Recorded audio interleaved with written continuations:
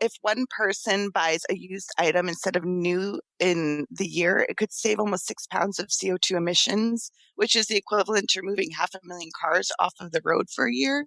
So it's absolutely insane the impact we can have by shopping secondhand as opposed to fast fashion. Welcome to Spark Joy, the podcast dedicated to celebrating the KonMari method and the transformative power of surrounding yourself with joy and letting go of all the rest. With your hosts and certified KonMari consultants, Kristen Ivy and Karen Sochi. And now, here's the show. Reduce, reuse, recycle. Today, we'll focus on reuse, specifically through the art of thrifting. If you enjoy finding special items that spark joy at a thrift shop, flea market, garage sale, or charitable organization, this episode is for you. Our guest, Kaitlin Stewart, is a New York transplant residing in the Windy City for the past 8 years. She's an avid thrifter and eco-stylist who helps her clients build a more sustainable and budget-friendly wardrobe by styling them with secondhand pieces. She believes in being a conscious consumer and an unapologetic thrifter. Kaitlin is here to help you find and sell those secondhand treasures as you continue to declutter and shop mindful. Welcome to Spark Joy, Kaitlin. Thank you for having me. Our first question, of course, is what led to you taking an interest in thrifting? Yeah, so my love for secondhand fashion started at a very young age. You know, there are pictures of me as a toddler dressing up in my mom's heels and her hats. And I actually was very fortunate enough to have been given the opportunity to wear clothes that my great-grandmother, grandmother, and mother wore. Wow. Yeah, it's incredible. I was able to wear a New Year's Eve gown that my great-grandmother had in the 20s, all the way up to a red leather jacket my mom had in the 80s. So I was really able to wear a lot of really magical and historical pieces growing up. And then when I went to college, you know, I was on a budget and I always thought of thrifting as treasure hunting. Instead of, you know, spending an arm and a leg on a new wardrobe at the mall, I started to go thrifting and really tried to hone in on the pieces that, you know, sparked joy in me. And so that's how that all started. And I've been thrifting ever since. It's been a little over a decade now. Wow, you've got some experience under your belt for sure. So I'd love to pick your brain about what some of the benefits of buying and wearing secondhand have been over the years. Definitely. So I myself have learned more the environmental side of it over the last few years. You know, what started it for me, like I mentioned, was my love for fashion and the whole idea of treasure hunting. Some of the benefits are, you know, staying budget friendly. So when you go to a thrift store, you are spending a fraction of the cost that you would if you're shopping fast fashion. So many of these stores have sales going on, so you spend even less than you originally would have, which, you know, starts off less than $10 to begin with. Other benefits are that you do get to hone in on what your aesthetic is. I find in the fast fashion industry, you know, we are constantly given this evolving cycle of what is trending, what is new. And so we are very heavily influenced by these outside sources to give us our best idea of what we would wear. And I feel when you're going to a thrift store or a consignment shop, you are just looking at the stock that they have. And you are looking at what will work best for you as opposed to what society is telling you to wear. And back to the environmental benefits, the fast fashion industry is actually the second largest form of pollution. When you shop secondhand, you are keeping the clothes out of the landfills, as well as giving them a longer life. And you're helping the planet because the textile industry in 2015 created more greenhouse gases than international flights and maritime shipping combined. And there's also the other side of fast fashion and the unethical practices. I don't know if either of you had heard, but in 2013, the Rana Plaza collapse. It was a garment factory, and over 1,200 people were killed in that. The conditions weren't good to begin with.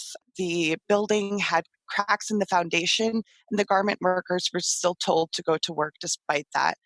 And actually, that event ended up creating a fashion revolution week that happens in April every year. And that event itself has really changed people's minds into switching to shopping secondhand fashion. I think that is so interesting. And as you were speaking, I was thinking of, the history of garment workers in the United States and even in Hmm. the Western developed world or so-called developed world, it has been an ongoing issue with protecting people who are basically just churning out these tons and tons of things to be consumed really and then discarded. And you're absolutely correct. It really creates an enormous issue. It really does. And actually, if one person buys a used item instead of new in the year, it could save almost 6 pounds of CO2 emissions, which is the equivalent to removing 500,000 cars off of the road for a year. So it's absolutely insane the impact we can have by shopping secondhand as opposed to fast fashion. That's incredible. What an incredible statistic. Yeah, I think a lot of our listeners may be in that part of their journey where they're taking things to a lot of these sources for secondhand goods and hmm, discarding things. And so this is really great to be bringing this side of it to our listeners. And there are different sides to thrifting. There are boutiques, resale centers, consignment stores, and many, many more types of places like that. Can you walk through the different options that there are in the secondhand market from maybe some of the obvious ones to some of the lesser known options? of course. So, yes, as you'd mentioned, thrift stores and resale stores. So, those kind of stores, their inventory is based on donations. So, if, say, you try to sell your clothes at a Crossroads or Buffalo Exchange and they have some left over, I highly recommend taking those pieces to thrift stores or resale stores. So, with those stores also, because it's donation based, it is less curated. It is a little more of a dig. You are going to be looking through almost every donation they received, as opposed to with consignment stores, you would take your garments to a consignment store to try to sell them to the store so they can in turn sell it to customers. In Chicago, at least, there's a Crossroads Trading Company, there's a Buffalo Exchange. Those are the kind of stores that you're going to want to take your really nice items, and they will in turn give you a percentage of what they would sell it for and put it on the floor. So in that case, that is a more curated store. It is probably the closest to feeling like you're shopping in a fast fashion store. And then vintage stores are also very curated.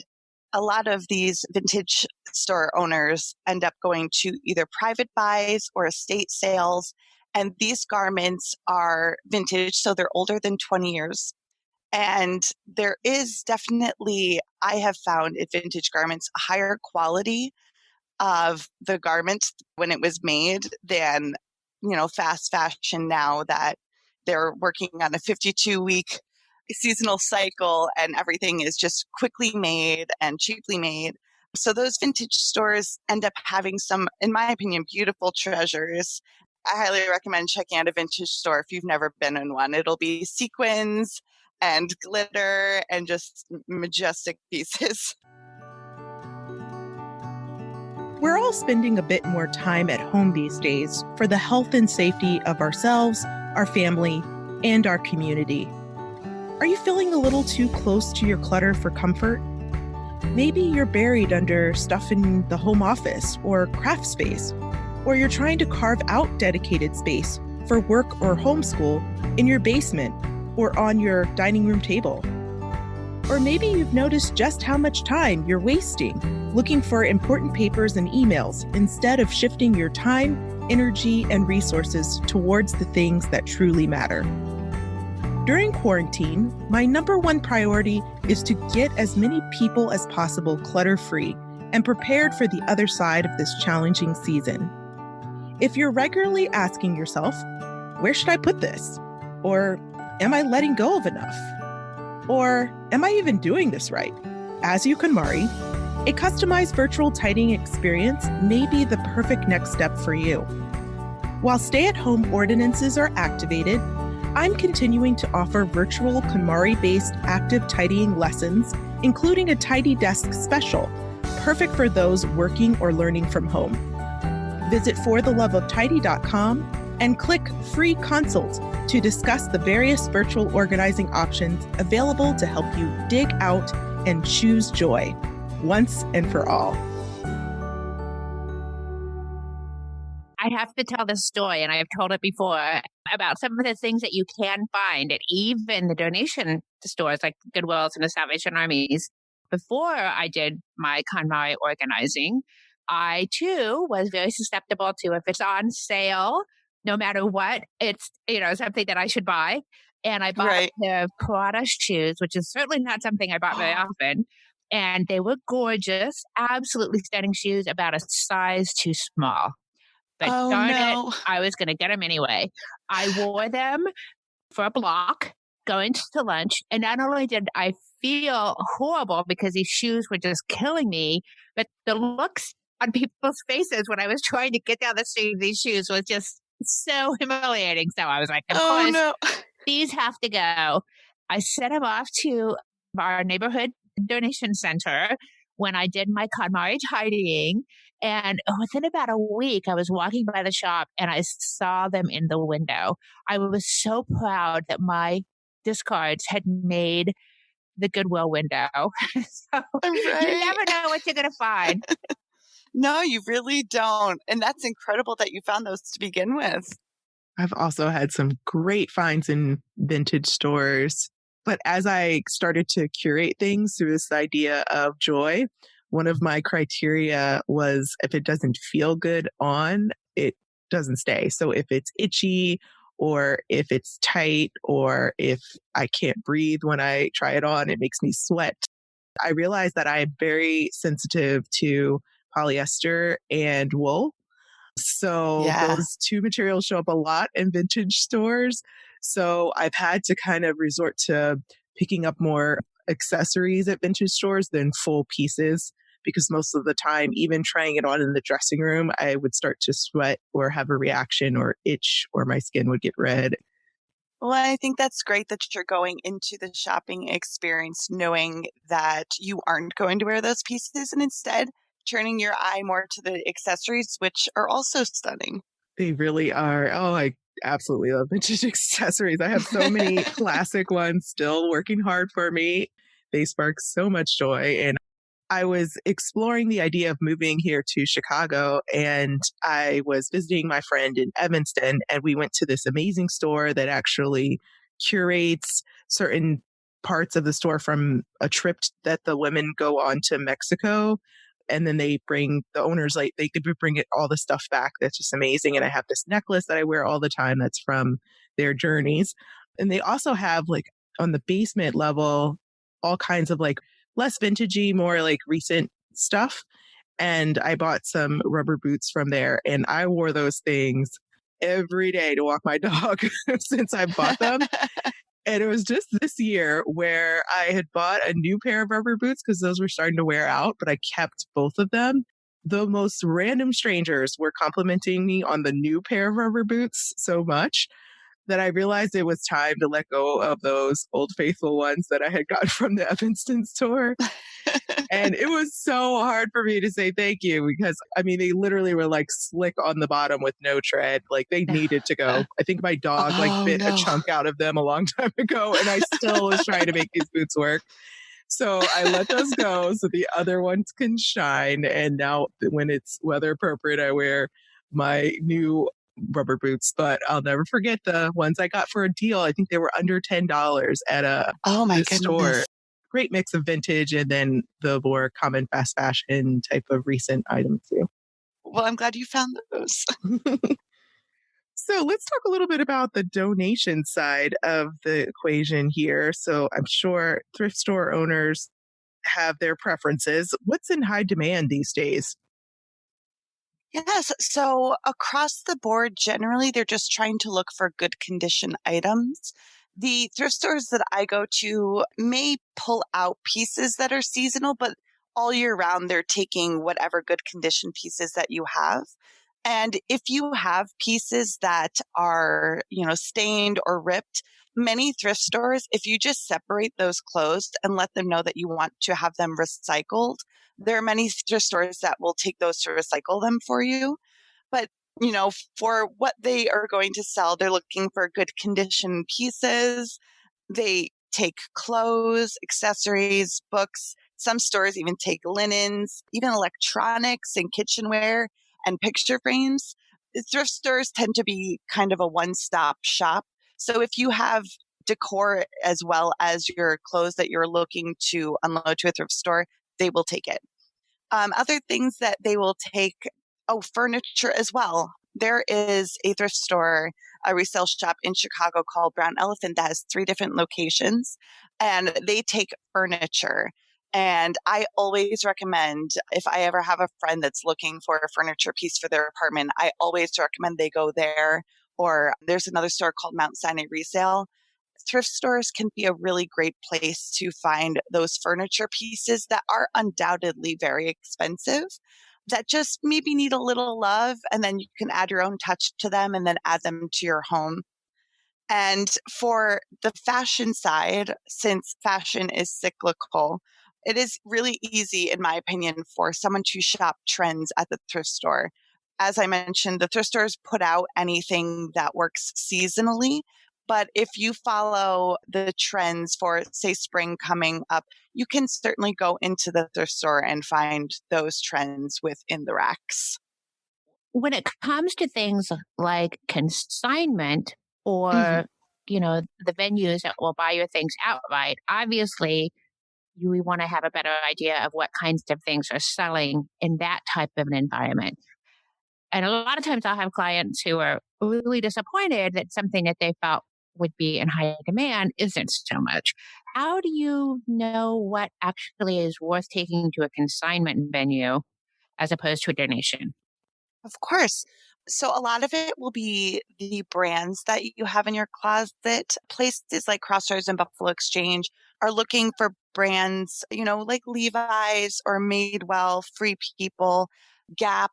They even take Forever 21 pieces, any brand that you would find at a mall, or even, higher, like Madewell or Ghani, All Saints.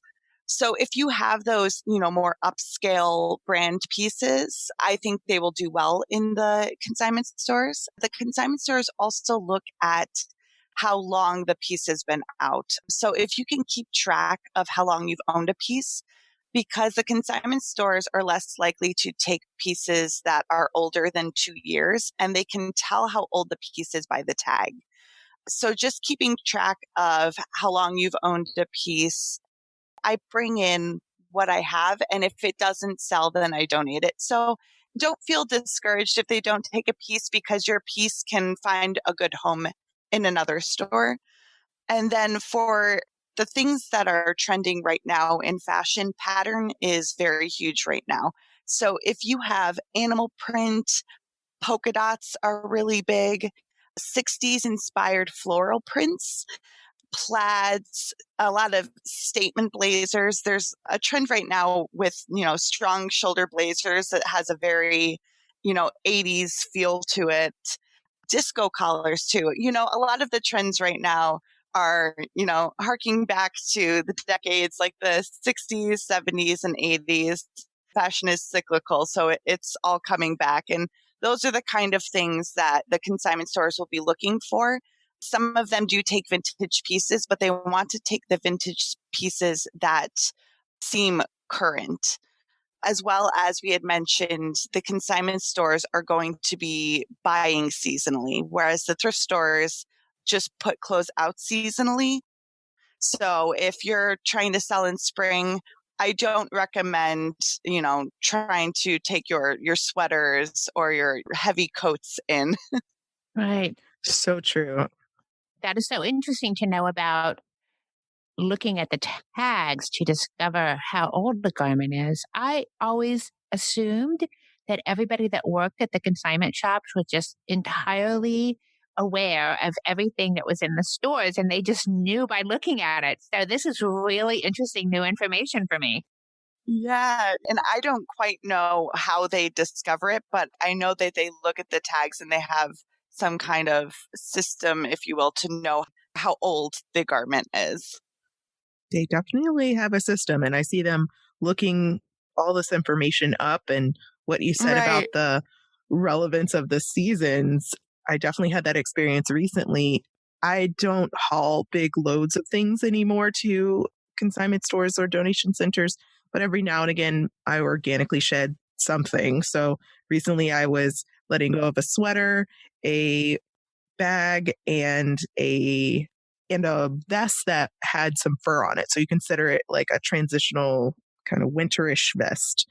And I took these three things to the consignment store. I believe it was Crossroads, as we've mentioned, which I believe is here in Chicago and then also elsewhere as well, maybe around the nation. So I took it to Crossroads and I had a long conversation with them, of course, because I was curious about the process. And the two factors that came up the most were season. So they were saying, don't come in here with your, cover up for your bathing suit in, at the middle of a Chicago winter. And they also mentioned that the location of the store matters. So certain Crossroads take more of like active or urban wear than others, which may take a few pieces of like professional wear. So they actually curate their collection based on the demand of the location. I've often recommended to my clients to take what they can to the donation centers with these factors in mind. And then, like you said, if they say no, thank you, and they're so polite about it, I will say, for just Yeah, they are. not all consignment stores are polite about it. If they say no, thank you, then have a plan to move them right along. I literally will move them right into the freestanding boxes, metal boxes. Oh, They kind of look yes. like postage drop-off centers, but they're, you can just drop shoes and clothes in there. I will, as I'm walking back home, just drop them off there if they don't sell. And I've even also crossed the street and gone over to Buffalo Exchange, and they've had different criteria and taken what I had left. So I actually walked home with just cash in my pocket that particular day because between both stores, I was able to let go of everything and get a little bit of change back. Yeah, I do the same thing. I'll start at a Crossroads or a Buffalo Exchange, and then whatever they don't take, I will go across the street because both in Andersonville and Wicker Park, they are across the street from each other. Yeah. So, yeah, and that's how you try to make all your money back. Mhm. The question, does it spark joy, is a simple one, but not so easy to execute alone. Extend your tidying experience by joining the Spark Joy Club, our online community filled with our clients, fellow listeners, and KonMari enthusiasts ready to support your journey. If you find yourself buried under clothing, stuck on storage, or pointing fingers at untidy housemates or family members, we want to help you finish your tidying journey once and for all. Support the show at the Joy Riser level and receive access to our exclusive virtual community, as well as the Tidy Home Joy Journal, your #1 tidying companion. Visit sparkjoypodcast.com and click on Join the Club to get started. And now back to the show. With all of this experience that you've had, we would love to hear some of your go-to shopping strategies for finding something that sparks joy in the thrift stores. Yes. For me personally, a lot of what sparks joy for me in a garment is pattern. And a pattern, when you're going through the racks, is really easy to pinpoint. So I try to look out for those things that I can just see with my eye if I don't feel like digging, which more often than that, I'm okay with the digging. So if you know that there's a certain color or pattern you're looking for, as you go through, just kind of pull when you find that color or pattern, and then always make sure to try on.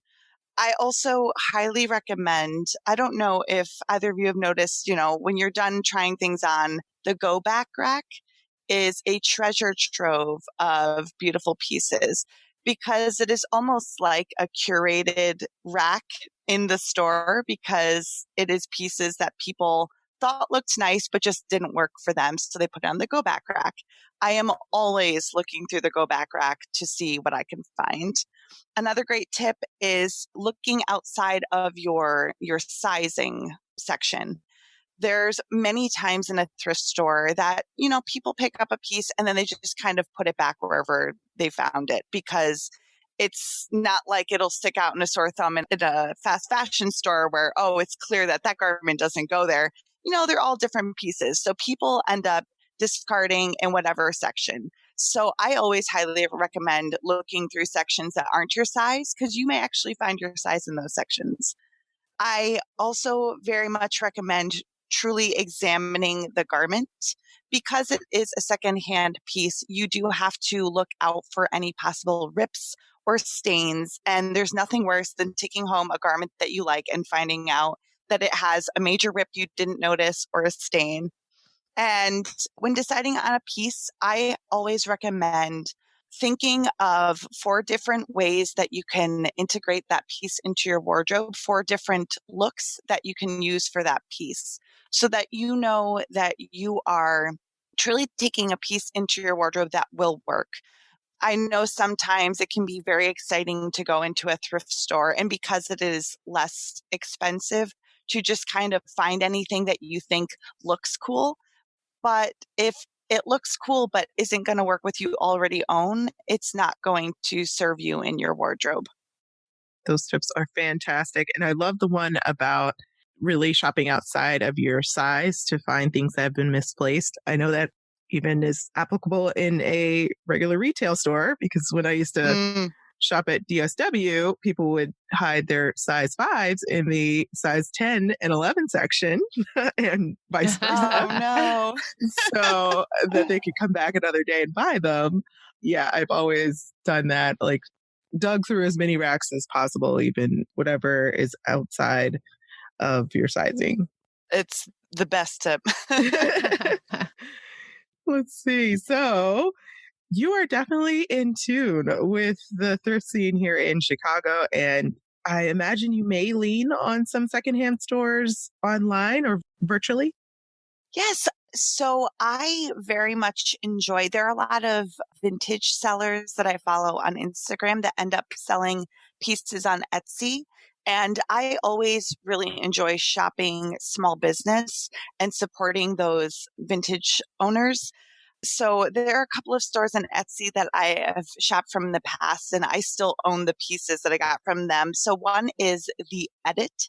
She sells pieces on Etsy, and she also has her own store in Hamilton in Canada. The Velvet Home Collective is also a great store. She has such a good eye for vintage pieces that can translate into our modern times. Moonacre Cottage Vintage, her pieces to me always feel very ethereal and magical. And then there's also secondhand online stores like ThredUp. Maybe you two have heard of ThredUp. Sure. Yeah, that is an online store. Customers can even ask for ThredUp to send them a bag, go through their closet, send ThredUp what they are looking to sell, and that can go on the ThredUp website for other customers to buy. I've shopped with them a couple of times, and I personally really enjoy trying pieces on. So I'm not as likely to thrift online.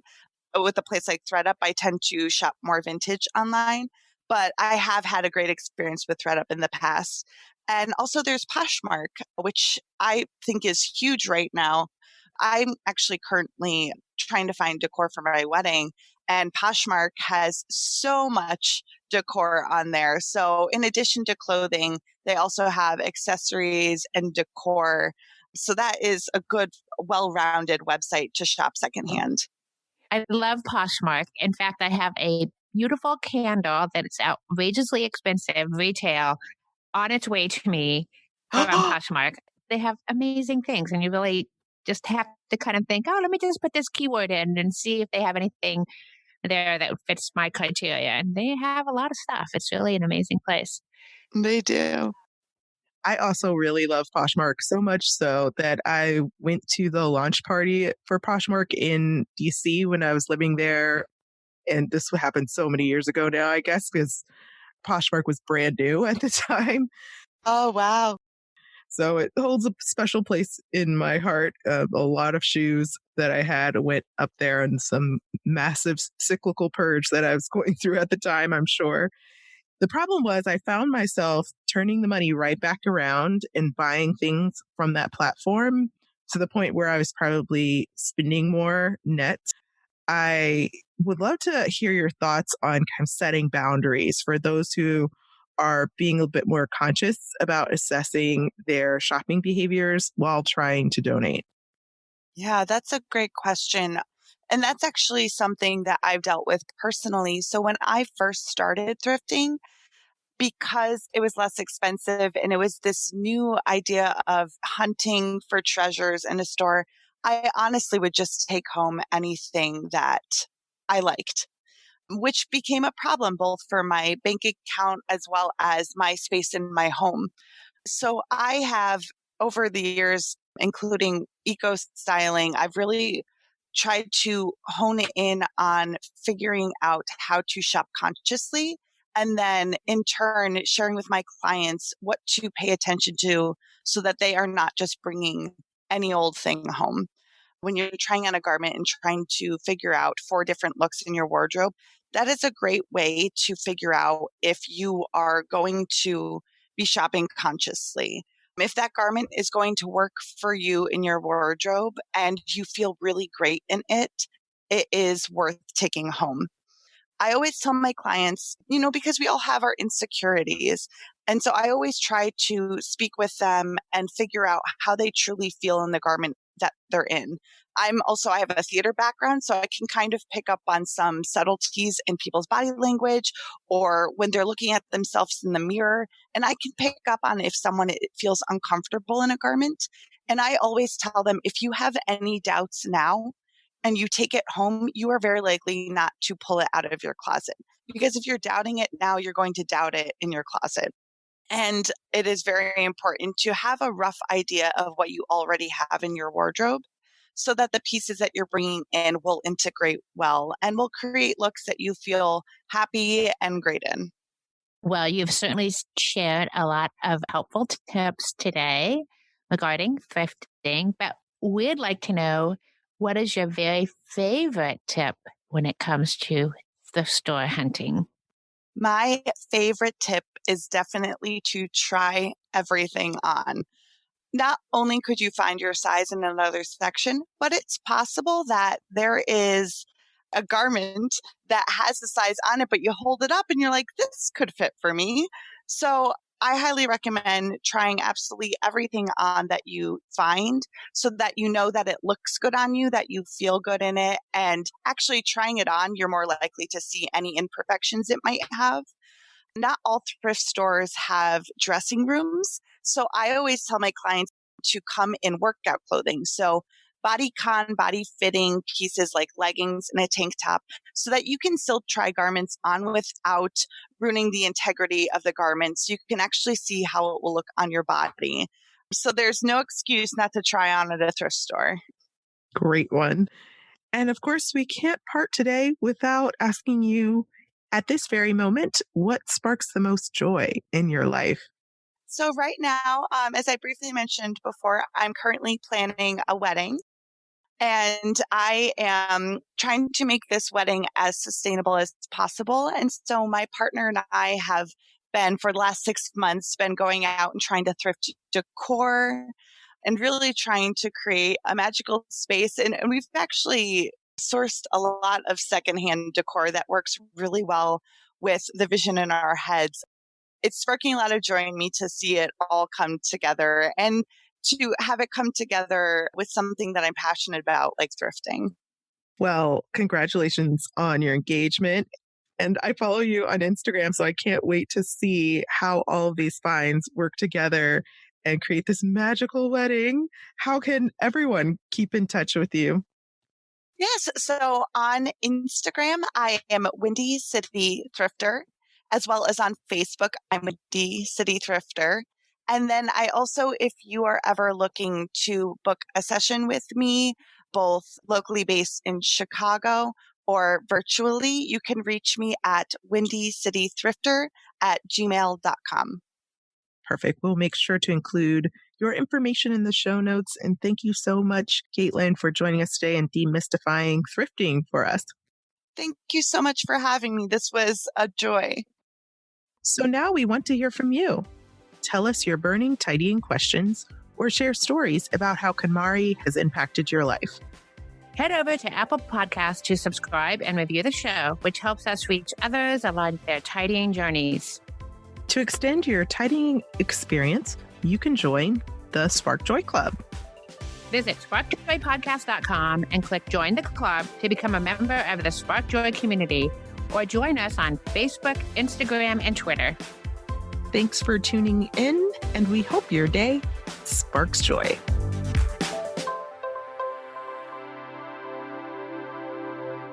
Thank you for listening to Spark Joy with your hosts Kristen Ivy of For the Love of Tidy in Chicago and Karen Sochi of The Serene Home in New York City. Spark Joy, the podcast, is not endorsed by or affiliated with KonMari Media, Inc. The opinions expressed on this episode represent the views of the co-hosts and guests alone and do not represent the corporate position of KonMari Media, Inc. or the KonMari consultant community.